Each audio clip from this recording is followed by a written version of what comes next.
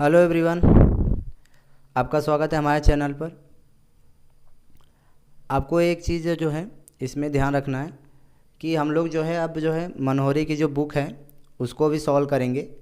आपका जो डॉक्टर मनोहरी की जो बुक है इसमें जितने भी सवाल आपको मिलेंगे तो इसके लिए ये आपका अलग से वीडियो लेक्चर मिलेगा। उसमें सिर्फ आपको डॉक्टर मनोहरी के जितने भी बुक के सवाल हैं आपको A to Z आपको वहाँ पे देखने को मिलेंगे। और ये आपका जो लेक्चर वीडियो है आपका चलता रहेगा। इसमें आपको सिखाया जाएगा कि कौन सा सवाल कैसे लगाया जाता है, और जो इस चीज़ में आपको जो पढ़ाया जाएगा उसके फिर जरिए आप जो है मनोहरी की पूरी किताब लगा सकते हैं। तो वहाँ से जितने भी सवाल है आपको NCERT भी मिल जाएंगे, और प्लस आपको NCERT बुक का भी सवाल मिलेगा जिसे आप राजीव प्रकाशन कहते हैं। यह NCERT ध्यान रखिएगा, आपको हिंदी मीडियम आपको NCERT या आप कह सकते हो राजीव प्रकाशन जिसे आप, तो आपको वहाँ पर NCERT के दोनों आपको फॉर्मेट आपको देखने को मिलेंगे, NCERT और डॉक्टर मनोहरी के। ये आपका जो लोगो बनाया गया है यहाँ पे, तो बुक का आपका फ़ोटो दिख रहा है सीधा, यहाँ से आप देख सकते हैं कि डॉक्टर मनोहरी की जो बुक है उसमें हम लोग वहाँ पे देखेंगे। अगला क्या है, हमारा जो चैप्टर आज होने वाला है द्विघात जो है द्विघात समीकरण पर होगा। और हम लोग इसमें चेक करेंगे कि कौन कौन से सवाल कैसे लगाना है और द्विघात समीकरण होता क्या है। तो सबसे पहले हम लोग इस पर नज़र डालें जो है, तो देखिए इसमें जो द्विघात है आपका, तो द्विघात में आपको जो इसका इंग्लिश है क्वाड्रेटिक पॉलिनोमियल। तो ये आपका जो द्विघात बहुपद है, हमने बहुपद में सीखा है कि वहाँ पे रैखिक बहुपद कौन सा होता है, द्विघात बहुपद कौन सा होता है, त्रिघात बहुपद कौन सा है। तो इसमें ध्यान रखिए ऐसा बहुपद जिसमें चर का उच्चतम घातांक कितना हो, 2 होता हो, द्विघात बहुपद कहलाते हैं। तो जैसे मान लीजिए यहाँ पर कोई हो, हमने लिख दिया x² प्लस 5x प्लस 6। थोड़ा सा ध्यान दीजिए इसमें, x² 5x plus 6 for example लेके मान लीजिए। तो यहाँ पे देखिए जो x की घात है अधिकतम कितनी है यहाँ पर 2, तो इसे हम द्विघात बहुपद कह सकते हैं, आपको पता है। जैसे हमने लिख दिया x³ यहाँ पर ax² प्लस 6x प्लस 5। तो यहाँ पे देखिए अधिकतम घात कितनी यहाँ पर 3 है, तो यहाँ पे ये द्विघात बहुपद आपका नहीं होगा। इसी तरह से कोई एग्जांपल ले ले 3x प्लस 5, तो यहाँ पे इसकी अधिकतम घात कितनी है 1 है, तो अधिकतम घात हमारी होनी चाहिए कितनी 2, तो ये भी हमारा द्विघात बहुपद नहीं है। तो इस तरह से ध्यान रखिए जिसका अधिकतम घात कितना हो 2 हो। जैसे मान लीजिए आप इस तरह से कोई मान सकते व्यंजक ax² bx प्लस c, तो इसमें जो x की जो अधिकतम घात है कितनी 2, तो ये आपका द्विघात बहुपद कहलाएगा। तो इस तरह से आपको ध्यान रखना है कि कौन कौन से द्विघात बहुपद आपके होंगे, कौन से आपके नहीं होंगे।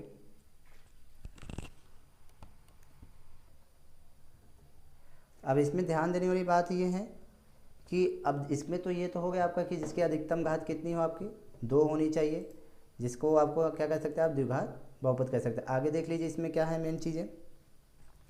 तो अब देखिए इसमें जो ax² आपका है ax² plus bx plus c, तो ये जो आपका बहुपद, अब इसमें a b और c आपको पिछली क्लास में जो आपका बहुपद है उसमें बताया गया था a b और c, ये आपकी वास्तविक संख्या हो जाएगी। क्या हो जाएगी, वास्तविक संख्या, वास्तविक संख्या है, यहाँ पर लिख सकते हैं आप। तो आपको पता होना चाहिए कि जो है कि वास्तविक संख्या कौन कौन से, और इसमें भी ध्यान रखना है आपको, ये तो a और b c आपका तो वास्तविक संख्या हो जाएगा। साथ में जो आपका a है वो आपका 0 नहीं होना चाहिए। यदि आपको a 0 हो गया तो द्विघात बहुपद आपका होगा नहीं। तो x यहाँ पे जो है चर राशि है, यहाँ पे जो आपका x है यहाँ पे आपका ये चर राशि है, और c आपका क्या है अचर है, आपका अचर पद। और ध्यान रखिए जो बहुपद है आपको किससे निरूपित करते हैं, इसे जो बहुपद है हमारा उसको निरूपित कर सकते हैं हम लोग p ऑफ x से, या आप qx लिख सकते हैं या fx लिख सकते हैं। इस तरह से आप चीज़ें कर सकते हैं, इसको इस तरह से लिखना है। और यदि एग्जाम्पल के तौर पे हम लोग देखें कि जो है यदि हम मान लेते हैं p ऑफ x है हमारा 6x² प्लस 5x प्लस 6। अब यहाँ पे ध्यान देना है आपको कि a नॉट इक्वल टू 0, मतलब आपका जो है 6 क्या है आपका यहाँ पर a बनता है, जो आपका यहाँ पे 0 नहीं होगा। एग्जाम्पल की तरफ और ये कोई ले रहे x² माइनस √2x, इस तरह से ये हो गया। या लिख दे 3 minus x² 9x² plus 5x minus 4। तो ये आप सबके क्या द्विघात बहुपद है, एटसेट्रा इत्यादि, इतनी चीज़ें जो है आपकी होनी चाहिए। अब देखिए इसमें जो a b c है वो क्या हो सकते हैं, वो फिक्स होते हैं, वो यक्स के मान पर निर्भर नहीं करते। आपका जो ए बी सी है यहाँ पर इस किसमें A x square plus B x plus C. अब इसमें जो आपके ए है बी है और यहाँ पे सी है, यहाँ से आपको मिलेगा ए बी और सी। ये क्या है, फिक्स वैल्यू है यहाँ पे। इसका जो अचर पद होगा आपका, जो जैसे 5 भी हो सकता है, -5 हो सकता है, 6 हो सकता है, तो ये यक्स के मान पर निर्भर नहीं करेंगे। यक्स आपका चर हो जाएगा या तो ये सब वास्तविक संख्या जो है ये आपके फिक्स होंगे। तो अगला जो हमारा जो तो इसमें एक स्टैंडर्ड फॉर्म होगा आपका। अगला आपका देखिए जो करना है हमें, इसमें मानक रूप क्या होता है, स्टैंडर्ड फॉर्म।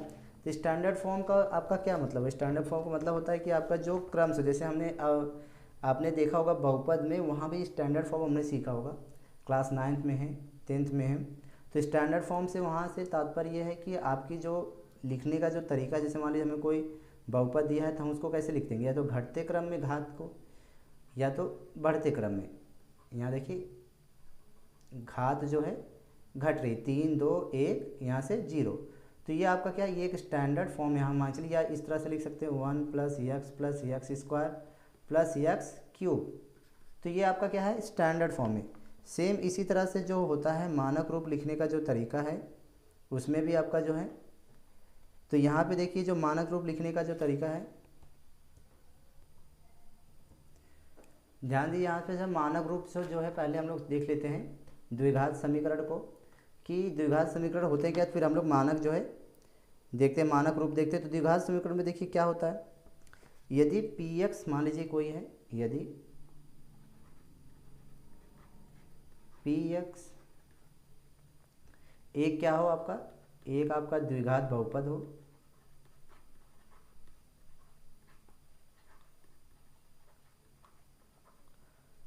तो इसमें मान लीजिए जो P ऑफ x है आपका, पी एक्स है आपका, वो आपका 0 के बराबर होना चाहिए। तो ये आपका जो है, यदि पी एक्स जो है 0 के बराबर है तो हम इसको द्विघात समीकरण कह सकते हैं। आपको इसमें ध्यान रखना चाहिए जो पी एक्स है वो आपका द्विघात बहुपद होना चाहिए। जैसे यहाँ पे हमने लिखा है द्विघात बहुपद, ऐसे मान लीजिए यहाँ पर इसे ले सकते हैं। जैसे मान लीजिए कोई पी एक्स हमने लिया और यहाँ पे 6x square plus 5x plus 6, हमारा देखिए क्या है, यहाँ पे द्विघात बहुपद है। अब पी एक्स को क्या कर लेते हैं हम लोग, पी ऑफ एक्स को क्या कर लेते हैं हम लोग 0, तो यहाँ से हो जाएगा 6x square plus 5x plus 6 बराबर 0। तो ये हमारा क्या हो जाएगा, द्विघात समीकरण। तो द्विघात समीकरण देखिए जो मानक रूप होता है हमारा, यदि हम द्विघात समीकरण के जो मानक रूप देखें तो यहाँ से आप देखिए A x square plus B x plus C, तो ये हमारा द्विघात बहुपद होता था। अब समीकरण में लेना है तो हम लोग क्या करेंगे, बराबर 0। तो इसमें आप देखिए एक बात इसमें ध्यान रखना है, आपका जो ए बी और सी है ये आपके वास्तविक संख्या होने चाहिए, रियल नंबर होने चाहिए, रियल नंबर जिसे आप वास्तविक संख्या कह सकते हो। और इसमें ये ध्यान रखना और कि ए जो है हमारा 0 नहीं होना चाहिए, ये 0 हो गया तो आपका द्विघात समीकरण आपका बनेगा नहीं। अब देखिए जो मानक रूप होता है, तो मानक रूप हमारा जो है यहीं से स्टार्ट होगा। तो पीछे से जो है हम लोग देख लेते हैं थोड़ा मानक रूप कहाँ था। तो देखिए मानक रूप में क्या होता है, किसी द्विघात समीकरण मान लीजिए पी ऑफ एक्स दिया है, पी ऑफ एक्स बराबर 0 है, के पदों को घात के घटते क्रम में लिखना हो। जैसे मान लीजिए हमने लिख लिया इसे यहाँ पर x square plus 5x plus 6 बराबर 0। अब इसकी देखिए एक्स की जो घात है घट रही, यहाँ पे पहले 2 था, इसकी घात 1 हुई और इसकी घात यहाँ पे 0 हुई 0। तो यहाँ से क्या हो जाएगा आपका, देखिए तो ये जो आपका कहलाएगा मानक द्विघात समीकरण, यहाँ से क्या हो जाएगा मानक रूप, जो जिसे कह सकते हैं कि मानक रूप में लिखने के लिए आपको देगा, पेपर में आएगा कि हाँ बताइए जो है कि इसका मानक रूप क्या होगा। तो यहाँ से लिख लेंगे इसे मानक द्विघात समीकरण। जैसे मान लीजिए यहाँ से एग्जाम्पल में एक्स स्क्वायर माइनस 9, इस तरह से लिख सकते हैं आप, x square plus 7x plus 12 बराबर 0। अब मान लीजिए कोई एक एग्जाम्पल ले लेते हैं हम लोग, उसको सेट करते हैं, सवाल लगाते हैं और पता चेक करते हैं कि कौन सा मानक रूप उसे कैसे करना है। तो मान लीजिए एग्जाम्पल में कोई दी यदि 4x minus 3x square plus 2 बराबर 0 को मानक या व्यापक रूप में लिखिए। तो अब इसमें ध्यान रखिए, देखिए मानक रूप हमने क्या होता है घटते हुए क्रम में, तो घटते हुए क्रम में कैसे, सबसे बड़ी जो है घात इसमें देख लीजिए किसका है, यक्स स्क्वायर, तो यहाँ पे लिखेंगे हम लोग -3 x², फिर उससे कम घात कौन सी है, +4x+2 बराबर 0। यदि इसका माइनस हटाना है तो आप चाहे माइनस भी हटा सकते हैं, यहाँ से ये भी कर सकते हैं, लेकिन आप स्टार्टिंग में प्लस रखा करिए। यदि हम माइनस को करें क्या, बाहर ले ले, कॉमन ले ले, या चाहे तो यहाँ पे 3x² प्लस हो जाएगा। अब यहाँ जहाँ प्लस है वहाँ माइनस हो जाएगा, -4x, जहाँ प्लस है वहाँ माइनस हो जाएगा। थोड़ा सा ध्यान दीजिए, तो ये आपका क्या कहलाएगा, मानक रूप या व्यापक रूप द्विघात समीकरण का। हमने बहुपद में सीखा होगा मानक रूप। तो इस तरह से आप सवाल को कर सकते हैं। ऐसे और भी एग्जाम्पल हैं जिसको हम अब जो है आराम से इसे लगा सकते हैं। अब देखिए जो आपका सवाल था, जो हमने यहाँ पे जो आपका था यहाँ पे बता दिया गया है, तो एक और भी सवाल देख लेते हैं। मान लीजिए आपका जो दिया है 5x² बराबर 9। तो यहाँ से देखिए क्या है, अब इसमें एक चीज़ ध्यान रखा करिए, जब भी आपको मानक रूप करना है तो हमें 3 चीज़ पता होना चाहिए, ax², bx + c, ये तीनों चीज़ हमें लानी है। जहाँ पे कुछ चीज़ जैसे गायब होगा तो वहाँ हम लोग 0 ऐड कर सकते हैं। तो यहाँ देखिए, जैसे मान लीजिए यहाँ पे हमने क्या किया, 5x² है तो हमारा ax² और मिल गया, और अचर पद जो हमारा 9 है, तो हमारा गायब कौन है, bx वाला। तो हम लोग पहले इसको एक तरफ कर लेते हैं, 5x² - 9 बराबर 0। अब देखिए इसमें जो लिखा है हमारा b वाला पद गायब है, तो हम लोग इसको क्या कर सकते हैं, यहाँ पे 5x² + 0 × x, 0 का गुणा हम लोग x में करेंगे तो हमारा 0 हो जाएगा, -9 बराबर 0। तो यदि हम इसमें तुलना करें ax² + bx + c बराबर 0, तो ये हमारा क्या मानक रूप में हो गया या व्यापक रूप में हमारा हो गया। तो इस तरह से आपको सेट करना है और सवाल को लगाना है। एक एग्जांपल और भी ले सकते हैं, जैसे मान लीजिए लिखा हो -7x प्लस, या अगले पेज पे करते हैं, हमने ये सवाल अभी पीछे किया, 4x - 3x² + 2। ये देखिए जो सवाल था, तो इधर दूसरा सवाल ले लेते हैं इसकी जगह, -7x + 6x² बराबर 0। अब देखिए इसमें सबसे पहले हमें क्या मिलेगा, ax² + bx + c। तो अब देखिए इसमें जो है जो x² यहाँ पीछे, तो इसको आगे करिए, 6x² - 7x बराबर 0। तो क्या गायब है, हमें ax² मिला है, b मिला है, c गायब है। हम लोग क्या लिखेंगे, 6x² - 7x + 0 बराबर 0। तो यहाँ से आपको क्या मिल जाएगा, ax² + bx + c। तो ये हमारा क्या हो जाएगा, व्यापक या मानक रूप में हो जाएगा।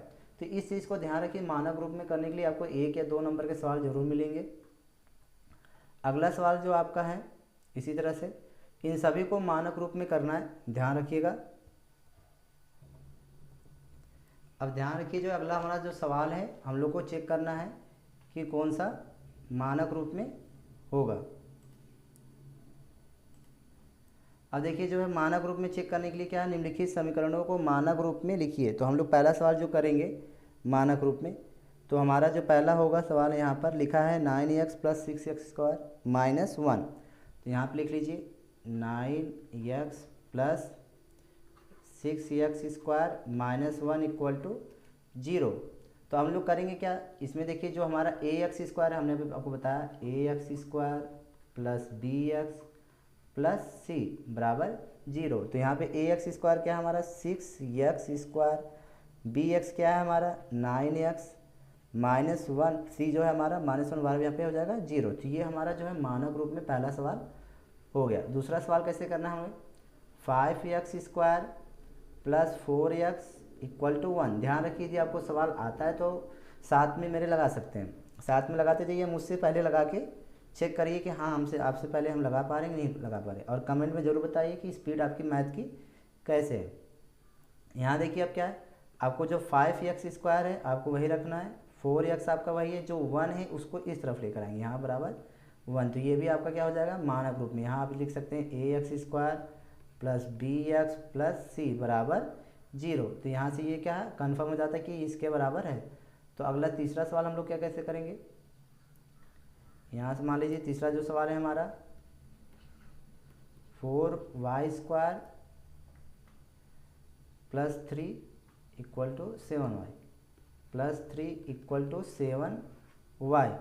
तो यहाँ से देखिए क्या हो जाएगा, 4y² minus 7y plus 3 equal to 0। तो यहाँ से हो जाएगा ax², यहाँ y मान लीजिए आपका, जहाँ y वहाँ y ले सकते हैं, ay² plus by plus c equal to 0। इसी तरह से हमारा जो फोर्थ नंबर का सवाल है उसे भी लगा सकते हैं आप। तो फोर्थ वाला जो है आप लगाइए खुद, आप पे छोड़ा जाता है ये सवाल। अगला सवाल जो हम लोग चेक करते हैं जो है, अब देखिए ये भी थोड़ा खास है, मानक रूप वो भी था, उसमें आपको पूरा मिला था ax²। इसमें जो आपका जो सवाल है इसमें ax² plus bx plus c तीनों हैं। देखिए इसमें आपको जो तीनों मिले, लेकिन इस सवाल में क्या है, आपके कोई एक गायब है। अब कौन सा कोई एक गायब है उसे हम लोग को चेक करना है। तो पहला सवाल हमारा क्या है, लिखा है यहाँ पे 9x² इक्वल टू 10। हमें चाहिए क्या, ax² plus bx plus c equal to 0। अब देखिए 9x² मतलब a² आपको मिल गया, यहाँ ax² मिल गया। तो 9x² ये जो 10 है आपको प्लस 10 है, इस तरफ आएगा माइनस 10 हो जाएगा बराबर 0। तो 9x² प्लस, अब देखिए b नहीं है तो b को हम लोग क्या ले सकते हैं, 0.x या जो है 0 इंटू एक्स। तो 0 का जब यहाँ पे क्या करें इंटू करेंगे हम लोग, तो यहाँ से ये 0 हो जाएगा, माइनस 10 इक्वल टू 0। तो यहाँ से हमें क्या मिलता है, ax² plus bx plus c equal to 0। तो यहाँ से हमारा क्या हो जाएगा, ये हमारा व्यापक रूप में हो जाएगा। तो इसमें क्या गायब था, bx गायब था आपका। इसी तरह से जो दूसरा सवाल है उसको चेक करते हैं, -7x इक्वल टू 9x²। अब इसको इस तरफ लेके आ सकते हैं आप, यहाँ से हो जाएगा 9x² plus 7x equal to 0। तो यहाँ से हो जाएगा आपका देखिए 9x² plus 7x plus 0 equal to 0। ax² plus bx plus c equal to 0। तो यहाँ से हमें क्या, c गायब था और इसमें b गायब था। थोड़ा सा ध्यान रखिए, इसमें c इसमें b। इसी तरह से आप एक लगा सकते हैं तीसरा वाला, बाकी दो आप लगाएंगे। 6x, third question, 6x minus x² equal to 0। अब देखिए इसमें थोड़ा सा क्रम से करिए, घटते हुए क्रम में लिखेंगे, -x² plus 6x equal to 0। सबसे पहले क्या करेंगे हम लोग, इसका जो है माइनस गायब कर देते हैं। यहाँ से हो जाएगा x² प्लस में माइनस 6x इक्वल टू 0। अब देखिए इसमें जो हमारा होता है ax² plus bx plus c equal to 0। तो यहाँ पे ax² है, bx से c गायब है। हम लोग क्या करेंगे, x² minus 6x plus 0 equal to 0। तो ये हमारा क्या हो जाएगा, मानक रूप में हो जाएगा। आप यहाँ लिख सकते हैं ax² plus bx plus c equal to 0। तो इस तरह से हमारा जो सवाल है मानक रूप में लिखने का, आप मानक रूप में इस तरह से सवाल आराम से कर सकते हैं। तो मानक रूप लिखने का आपके दो तरीका थे, एक आपका जो है तीनों जब दिया हो, एक आपका हो जब दोनों दिया हो सकता है कभी कभी कि एक ही पद दिया हो। जैसे मान लीजिए आपका दिया हो यहाँ पे 9x², तब क्या करेंगे हम लोग, तो हम लोग जो गायब है उसमें 0 लिखकर ऐड कर देंगे इस तरह से। तो यहाँ पे b गायब था, c गायब था। तो यहाँ थोड़ा ध्यान दीजिएगा, किताब में सवाल हो या ना हो तो आपको पता होना चाहिए। जैसे मान लीजिए कुछ और भी दिया हो सकता है आपको दिया हो -5x, तब क्या करेंगे हम लोग इसमें, तो इसमें हम लोग कर देंगे, ध्यान रखिए -5x नहीं होगा, क्योंकि यहाँ पे आपका ये ज़रूरी है, आपका ax² होना चाहिए, तभी आपका द्विघात समीकरण होगा। सिर्फ एक ही चांस है कि आपका जो है 6x² जो x² वाला पद देगा, बाकी जो दोनों पद देने के चांसेस नहीं है। तो अगला सवाल हम लोग जो यहाँ पे देखिए द्विघात समीकरण हमने जो है यहाँ पे किया। आगे जो हमारा होने वाला है द्विघात समीकरण की जांच करने की विधि। तो method of analyse quadratic equation, हमें पता करना है कि कौन सा द्विघात समीकरण है कौन सा नहीं है। तो जांच करने के बहुत ही आसान तरीके हैं, आप जांच कर सकते हैं, जिससे पता चलेगा कि कौन सा द्विघात समीकरण है कौन सा नहीं है। चलिए हम लोग जो है आगे देखते हैं कि द्विघात समीकरण को जो है चेक कैसे किया जाएगा। तो इसमें ध्यान रखिए कि यदि दी गई समीकरण में क्या हो, जैसे आपका दिया हो ax² plus bx plus c बराबर 0, तो इसमें मान लीजिए आपका a नॉट इक्वल टू 0। तो आपका जो द्विघात समीकरण होना चाहिए 2 की घात होनी चाहिए, किसकी, उसकी अधिकतम घात कितनी होनी चाहिए, 2 होनी चाहिए, और एक आपका समीकरण होना चाहिए और ए जो है वो आपका जीरो नहीं होना चाहिए। यदि जीरो ए हो गया तो आपका द्विघात समीकरण नहीं बनेगा। जैसे मान लीजिए यहाँ पे कोई एग्जांपल हम लोग ले लें, यहाँ से लिख लीजिए 6x² plus 5x plus 6 equal to zero. तो यहाँ से कहेंगे कि हाँ ये हमारा द्विघात समीकरण है। लेकिन यदि हम कहें ए को जीरो बना दें, ए मतलब हमारा ये जो 6 है, यदि हम इसको जीरो बना दें तो 0 into x² plus 5x plus 6 equal to zero. तो ये जीरो तो मतलब यहाँ से पूरा ही जीरो हो जाएगा, plus 5x plus 6 equal to zero. तो यहाँ से लिख सकते हैं इसे 5x plus 6 equal to zero. अब ये द्विघात समीकरण नहीं बनेगा, क्योंकि द्विघात समीकरण होने के लिए क्या चाहिए, अधिकतम घात कितनी होनी चाहिए, 2 होनी चाहिए। कितनी, अधिकतम घात उसकी 2 होनी चाहिए, जो कि यहाँ पे अधिकतम घात कितनी, 1 है। तो ये आपका रैखिक समीकरण हो जाता है। क्या जाता है, रैखिक। रैखिक मतलब लीनियर जिसकी घात 1 हो। तो इस चीज़ को ध्यान रखना, इसलिए यहाँ बार बार कहता है कि ए जो है जीरो नहीं होगा। अभी हम लोग सवाल में समझेंगे और करेंगे। तो इस चीज़ को ध्यान रखिएगा कि द्विघात समीकरण पहचानने के लिए क्या, उसकी अधिकतम घात 2 हो और ए जीरो ना हो। तो कुछ सवाल हम लोग करेंगे और हम लोग चेक करेंगे कौन सा द्विघात समीकरण है, कौन सा नहीं है। तो सवाल नंबर हमारा 1 आता है 7x minus 8 plus 9x² equal to zero. अब देखिए यदि हमें सीधा चेक करना हो यहाँ पर, तो यदि हम लोग यहाँ से देखिए जो पहला उठा के लेकर आते हैं, 7x minus 8 plus 9x² equal to zero. तो यहाँ इसी हम क्रम से लिखे 9x² plus 7x minus 8 equal to zero. तो ये हमारा ax² plus bx plus c बराबर जीरो का है। तो ये कहेंगे द्विघात समीकरण ये आपका है। ठीक है, ध्यान रखिएगा। दूसरा सवाल क्या है, ये हमारा सवाल नंबर 1 था। सवाल नंबर हमारा जो 2 है 7x माइनस 8। अब इसमें देखिए जो हमारा a है वो हमारा गायब, इसे हम इसको पहले मानक रूप में लिखे। जैसे देखिए मानक रूप पीछे सिखाया इसीलिए गए कि आप इसे मानक रूप में लिख सकते हैं। जैसे 0.x² प्लस 7x माइनस 8, यहाँ पे 0 है इक्वल टू 0। तो यहाँ पे देखिए ax² में ये जो x² ये वाला आपका जो पार्ट है ये 0 है। यहाँ पे जो a है वो 0, और हमें कहा क्या गया है कि a जो है 0 नहीं होना चाहिए। यदि 0 हो गया तो यहाँ पे द्विघात समीकरण नहीं हो। या तो सीधी सीधी बात देखिए कि x की घात यहाँ पे 1 है, x की घात होनी चाहिए हमें 2। यदि 2 होता तो ये द्विघात समीकरण होता, तो इसलिए यहाँ पे ये द्विघात समीकरण नहीं होगा। इसी तरह से जो तीसरा सवाल है 10x² माइनस 7, यहाँ से लिख लीजिए 10x² माइनस 7। अब इसकी घात कितनी है, यहाँ पे 2 है। x की घात यहाँ पे मतलब 2 आपको मिल जाना चाहिए, बाकी आपको कुछ हो या ना हो उससे कोई फर्क नहीं पड़ता। जैसे मान लीजिए 10x², यहाँ से b गायब है, कोई दिक्कत नहीं। यहाँ से लिख सकते हैं आप 0 into x minus 7 equal to 0। तो यहाँ से ये द्विघात समीकरण आपका होगा। अगला जो सवाल है ये क्वेश्चन नंबर आपका 3 था। फोर्थ में देखिए, तो फोर्थ में भी आपका देखिए द्विघात समीकरण है। यहाँ पे हम लोग चेक कर लेते हैं x², ये 8 इधर आएगा तो यहाँ हो जाएगा, यहाँ देखिए x² minus 8x plus 9 equal to 0। ये आपका क्वाड्रेटिक इक्वेशन है। यहाँ पर आपका ये भी है। इसमें कैसे करेंगे, यहाँ पर जो है x² इक्वल टू 10, तो इसे लिख सकते हैं x² माइनस 10 इक्वल टू 0। हमने क्या कहा, हमारा x² होना चाहिए। तो ये हमारा जो है द्विघात समीकरण होगा। सवाल नंबर हमारा था 5। तो इस चीज़ को थोड़ा सा ध्यान रखिएगा। अब देखिए इसमें जो है 6 वाला क्या है, 2/3 x² प्लस रूट में 7x प्लस 1।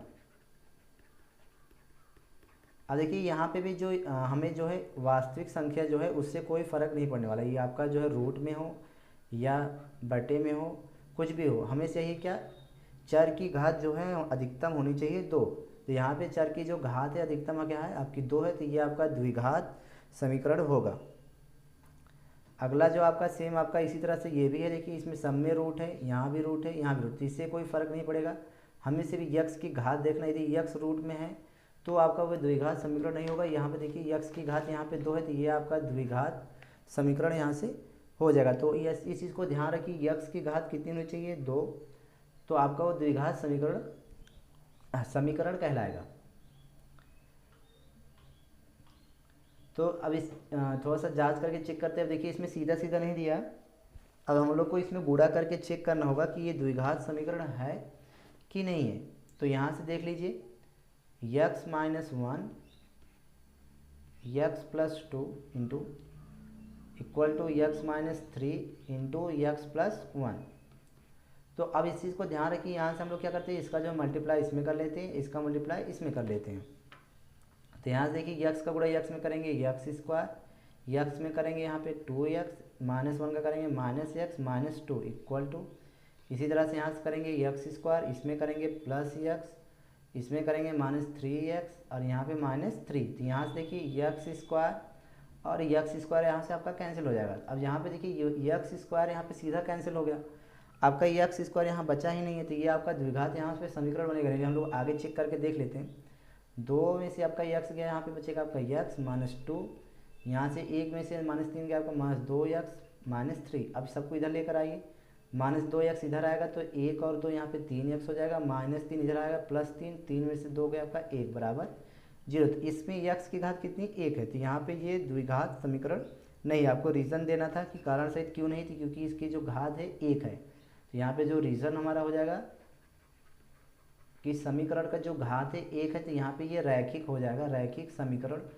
और हमें चाहिए कितना, द्विघात के लिए समीकरण की घात जो होनी चाहिए दो। इसी तरह से अगला जो सवाल हम लोग चेक करेंगे, जांच कीजिए कि समीकरण x minus one by x equal to six जो है एक द्विघात समीकरण है कि नहीं है। तो ये भी चेक करना एकदम आपका सिंपल है, आपको क्या करना है, बस मल्टीप्लाई करना है और चेक करना है। अब देखिए यक्स का गुणा यक्स में करेंगे, यहाँ x square minus one, x का गुणा इसमें करेंगे तो यहाँ से हो जाएगा सिक्स यक्स, सिक्स यक्स को इस तरफ लेकर आएंगे तो x square minus six x plus one equal to zero. तो यहाँ से देखिए अब जो यदि हम कंपेयर करें a x square plus B x plus c equal to zero, तो यहाँ से हमारा द्विघात समीकरण यहाँ से हमारा बन रहा है। सेम पिछला सवाल जो था यहाँ से आप लोग चेक कर सकते थे, इसमें भी देखिए ये आपका जो है a x square plus B x plus c, ये हमारा जो है इस टाइप का नहीं बन रहा है, इसलिए यहाँ पे ये द्विघात समीकरण नहीं बना। अब सेम सवाल जो आपका यहाँ पे, तो ये इस टाइप का बन रहा है। तो सेम सवाल आपका इसी तरह ये भी है, यहाँ पे y है, तो आप इसे लगा सकते हैं, इसका इसमें गुणा करेंगे और इसे चेक करके देखिए ये क्या द्विघात समीकरण बन रहा है कि नहीं बन रहा है। तो सवाल को जरूर लगाइए और चेक करा करिए जो है। अब इसमें देख लीजिए 5x square plus 6x plus 9 equal to 4x square plus 8x plus 7।